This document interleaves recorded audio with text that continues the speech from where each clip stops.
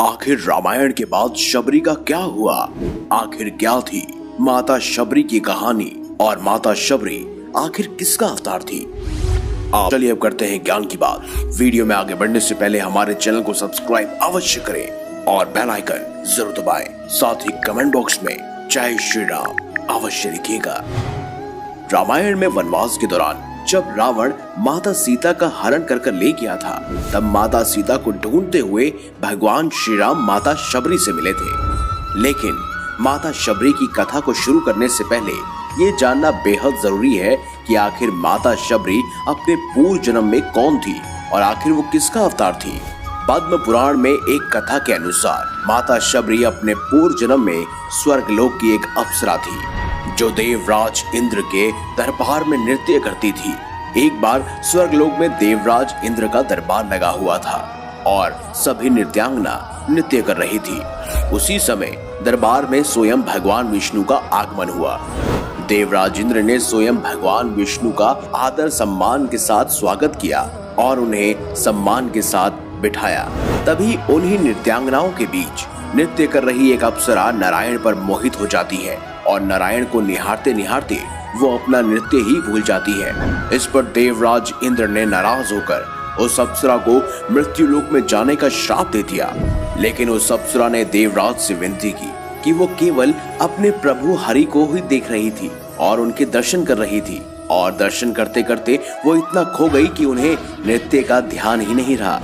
तब देवराज इंद्र ने उन्हें कहा कि त्रेता युग के चौथे चरण में जब भगवान श्री हरि विष्णु अपना अवतार लेंगे, तब उनके अवतार के दर्शन करके ही तुम अपने श्राप से मुक्त हो पाओगी। कहते हैं देवराज इंद्र के श्राप से उस अप्सरा का जन्म एक रानी के रूप में हुआ, जिसका नाम परमहेसी था। कहते हैं वो स्वयं राजा ऋतुध्वज की पत्नी बनी। एक बार राजा और रानी दोनों कुंभ मेले में गए। कुंभ के मेले में रानी परमहेसी ने त्रिवेणी तट पर अपने लिए बनाए गए नीची घाट पर स्नान करने के बाद पास में ही ऋषि मुनियों को यज्ञ और हवन करते हुए देखा, और उन्होंने राजा से ऋषि मुनियों के बीच बैठकर यज्ञ हवन करने की अनुमति मांगी। तब राजा ने कहा कि हम आम जनता नहीं बल्कि राजा हैं, हमारी अपनी मर्यादाएं हैं और हम ऐसे आम लोगों के बीच नहीं बैठ सकते।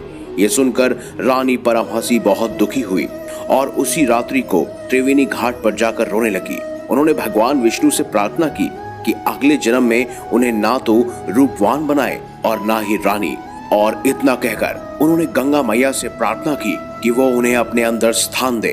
उन्होंने गंगा में समाधि ले ली। इसके बाद रानी परमहंसी का अगला जन्म एक भील जाति के कबीले के मुखिया के घर हुआ और इनका नाम शमणा था। इनकी माता का नाम इंदुमती और पिता का नाम अज था और इनकी जाति शबर थी। शबरी बचपन से ही बुद्धिमान और तेजवान थी।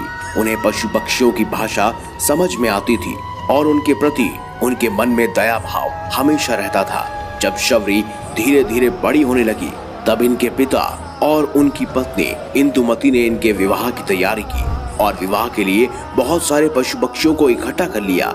जब शबरी ने अपनी माता से पूछा कि इतने सारे पशु पक्षियों को क्यों इकट्ठा किया जा रहा है, तब उनकी माता ने बताया कि तुम्हारे विवाह के दिन इन पशु पक्षियों से ही भोजन बनाया जाएगा और दावत होगी। ये सुनकर शबरी को बहुत दुख हुआ।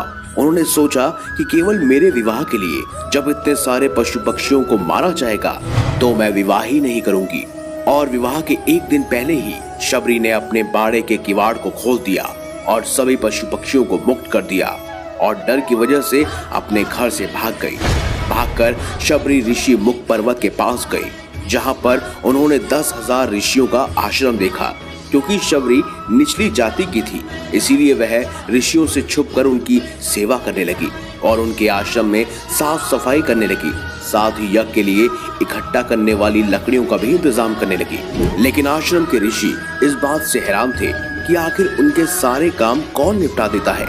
एक दिन तड़के सुबह ऋषियों ने शबरी को पकड़ लिया और जब ऋषियों को पता चला कि शबरी एक नीची जाति की भील है, तब उन्होंने शबरी को अपने आश्रम से निकाल दिया।